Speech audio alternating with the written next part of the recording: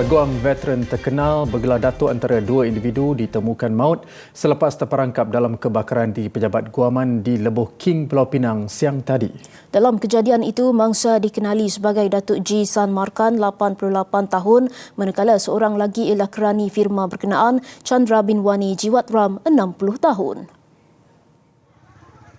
Pengarah Jabatan Bomba dan Penyelamat Malaysia Pulau Pinang, Muhammad Shoki Hamzah berkata, mangsa yang juga seorang notari awam dipercayai berada di pejabat guaman berkenaan bagi menguruskan beberapa urusan ketika kejadian berlaku.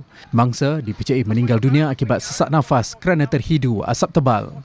Masa pertama, kita telah jumpai di tepi tingkap, di atas kerusi. Dan masa kedua kita jumpai di tepi dinding di bawah timbunan fail. Menurutnya, bomba menerima panggilan kecemasan dan tiba di lokasi kira-kira jam 12.14 tengah hari dan ketika itu api sedang marak dan bangunan berkenaan musnah hampir 70%. Pihak bomba kemudian dimaklumkan kemungkinan terdapat mangsa terperangkap di dalam kebakaran. Mangsa pertama dijumpai pada jam 1.05 tengah hari manakala mangsa kedua pada jam 3.26 petang. Mayat mangsa diserahkan kepada pihak polis untuk tindakan lanjut dan punca kebakaran masih dalam siasatan.